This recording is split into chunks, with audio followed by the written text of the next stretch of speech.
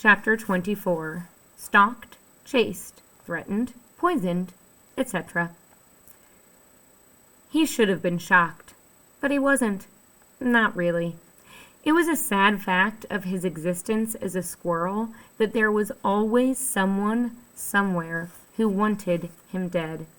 In his short life, Ulysses had been stalked by cats, attacked by raccoons, and shot at with BB guns, slingshots, and a bow and arrow. Granted, the arrow was made of rubber, but still, it had hurt. He had been shouted at, threatened, and poisoned. He had been flung ears over tail by the stream of water issuing from a garden hose turned to full force. Once, at the public picnic grounds, a small girl had tried to beat him to death with her enormous teddy bear. And last fall, a pickup truck had run over his tail. Truthfully, the possibility of getting hit over the head with a shovel didn't seem that alarming. Life was dangerous, particularly if you were a squirrel. In any case, he wasn't thinking about dying. He was thinking about poetry. That is what Tootie said he had written. Poetry. He liked the word. Its smallness, its density, the way it rose up at the end as if it had wings. Poetry. "Don't worry," said Flora. "You're a superhero. This malfeasance will be stopped." Ulysses dug his claws into Flora's pajamas to keep his balance on her shoulder.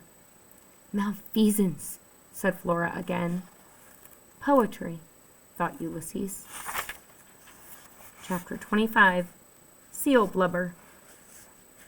Flora's father's car seat smelled like butterscotch and ketchup, and Flora was in the back seat, where the smell of butterscotch and ketchup was the most powerful. She had a Bootsy Boots shoebox with Ulysses in it on her lap, and she was feeling carsick, even though the car wasn't moving yet. She was also feeling the tiniest bit overwhelmed. Things in general were pretty confusing. For instance, here was Ulysses, sitting in a shoebox, knowing that there was a shovel in the trunk of the car and that the man driving the car had been instructed to whack him over the head with the shovel, and the squirrel didn't look worried or afraid. He looked happy. And then there was Flora's mother, the person who had given Flora the shoebox. "To protect your little friend on his journey, we'll just put his washcloth in here as a comfy blanket." She was standing at the door, smiling and waving goodbye to them as if she weren't truly a murder-planning arch-nemesis. Talk about the darkness of 10,000 hands. Nothing was as it seemed. Flora looked down at the squirrel. Of course, he was not what he seemed either, and that was a good thing, an incandesto thing. Flora felt a shiver of belief, of possibility pass through her. Her parents had no idea what kind of squirrel they were dealing with. Her father put the car in reverse. As he backed out of the driveway, Flora saw William Spiver standing in Tootie's front yard. He was looking up at the sky. He turned his head slowly in the direction of the car. His glasses flashed in the sun. Tootie appeared. She was waving one of the pink gloves as if it were a flag of surrender. "Stop the car!" she shouted. "Step on the gas," Flora said to her father. She did not want to talk to Tootie, and she definitely did not want to talk to William Spiver. She didn't want to see herself reflected in his dark glasses. She had her own thoughts about the random and confusing nature of the universe. She didn't need his too. Also, she was in a hurry. There was a murder to stop, a superhero to mentor, villains to vanquish, darkness to eradicate. She couldn't waste time trading stupid thoughts with William Spiver. "Flora Bell!" shouted William Spiver, almost as if he were reading her mind. "I've had some interesting thoughts." He ran toward the car and fell into the bushes. "Great Aunt Tootie!" he shouted. "I need your assistance." "What in the world is going on?" said her father. He slammed on the brakes. "It's just a temporarily blind boy," said Flora, "and Mrs. Tickham from next door. She's his aunt." His great aunt. "Never mind, it doesn't make any difference. Keep going." But it was too late. Tootie had helped William Spiver out of the bushes, and the two of them were walking toward the car. William Spiver was smiling. "Hello," her father called out to them. "I'm George Buckman. How do you do?"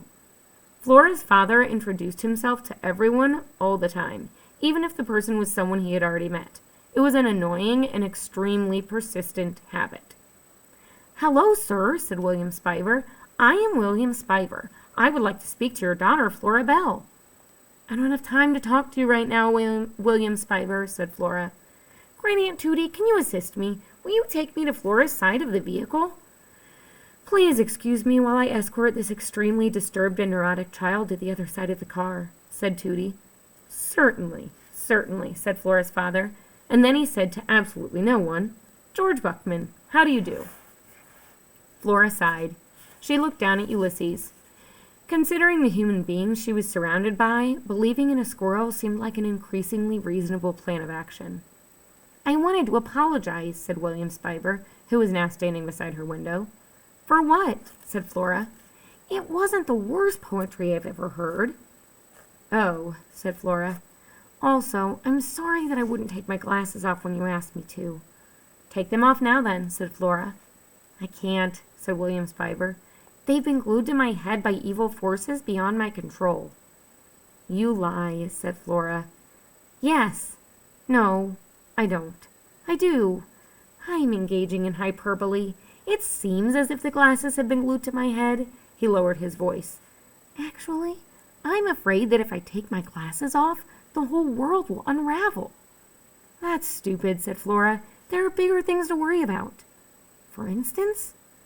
Flora realized that she was going to say something to William Spiver that she hadn't intended to say. The words were out of her mouth before she could stop them. "Do you know what an arch nemesis is?" she whispered. "Of course I do," William Spiver whispered back. "Right," said Flora. "Well, Ulysses has got one. It's my mother." William Spiver's eyebrows rose above his dark glasses. Flora was pleased to note that he looked properly surprised and shocked. "Speaking of Ulysses," said Tootie, "I have some poetry that I would like to recite to him." "Are you sure that now is the time for a poetry recitation?" said William Spiver. Ulysses sat up straighter in his bootsy boots shoebox. He looked at Tootie. He nodded. "I was moved by your poetry," said Tootie to the squirrel. Ulysses puffed out his chest. "And I have some poetry that I would like to recite to you in honor of the recent, transformations in your life." Tootie put a hand on her chest. "This is Rilke," she said. "You sent out beyond your recall. Go to the limits of your longing. Embody me.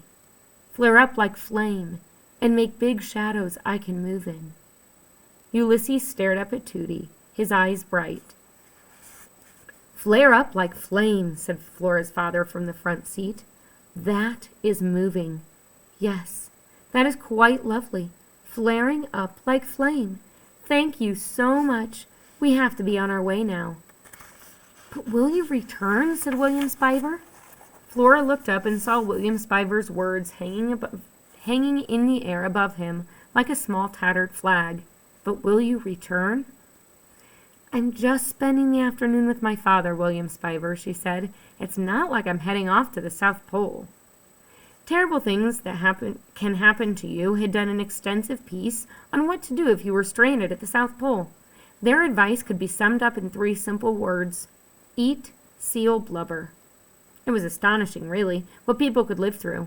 Flora felt cheered up all of a sudden, just thinking about eating seal blubber and doing impossible things, surviving when the odds were against her and her squirrel.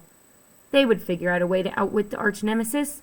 They would triumph over the shovel and the sack, and they would triumph together like Dolores and Incandesto. "I'm glad," said William Spiver. "I'm glad that you're not going to the South Pole, Flora Bell." Flora's father cleared his throat. "George Buckman," he said. "How do you do?" "It was nice to meet you, sir," said William Spiver. "Remember those words," said Tootie. "Flare up like flame," said Flora's father. "I was speaking to the squirrel," said Tootie. "Of course," said Flora's father. "My apologies. The squirrel." "I will see you again," said William Spiver. "Beware the arch nemesis," said Flora. "I will see you again," said William Spiver. "We're off to fight evil," said Flora as her father backed the car out of the driveway. William Spiver waved at the car. "I will see you again." He seemed so stuck on the idea of seeing her again that Flora didn't have the heart to tell him that he was waving in the wrong direction. Chapter 26. Spies, Don't Cry. Flora's father was a careful driver. He kept his left hand at 10 o'clock on the steering wheel and his right hand at 2. He never took his eyes off the road. He did not go fast. Speed, her father often said, that is what will kill you. That and taking your eyes off the road. Never, ever take your eyes off the road. Pop, said Flora, I need to talk to you. Okay, said her father. He kept his eyes on the road. About what? That sack and that shovel. What sack? Said her father. What shovel? It occurred to Flora that her father would make an excellent spy. He never really answered questions. Instead, when asked a question, he simply responded with a nifty sidestep or a question of his own. For instance, when her parents were getting their divorce, Flora had a conversation with her father that went something like this. Flora, are you and Mom getting divorced? Flora's father, who says we're getting divorced? Flora, Mom. Flora's father, is that what she said? Flora, that's what she said. Flora's father, I wonder why she said that. And then he started to cry. Spies probably don't cry, but still. There's a sack and a shovel in the trunk of the car, Pop, said Flora. Is there? Said her father. I saw you put them in there. It's true. I did put a sack and a shovel in the trunk of the car. The criminal element said that it was a good idea to engage in relentless, open-ended questioning. If you question with enough ferocity, people are sometimes surprised into answering questions that they do not intend to answer. When in doubt, question. Question more, question faster. Why? Said Flora. I intend to dig a hole, said her father. For what? Said Flora. A thing that I'm going to bury. What thing are you going to bury? A sack. Why are you burying a sack? Because your mother asked me to. Why did she ask you to bury a sack? Her father tapped his fingers on the steering wheel. He stared straight ahead. Why did she ask me to bury a sack? Why did she ask me to bury a sack? That's a good one. Hey, I know. Do you want to get something to eat? What? Said Flora. How about some lunch? Said her father. For the love of Pete, said Flora. Or some breakfast? How about we stop and eat a meal? Any meal. Flora sighed. The criminal element advised stalling, delaying, and obfuscation of every possible sort when it came to dealing with a criminal.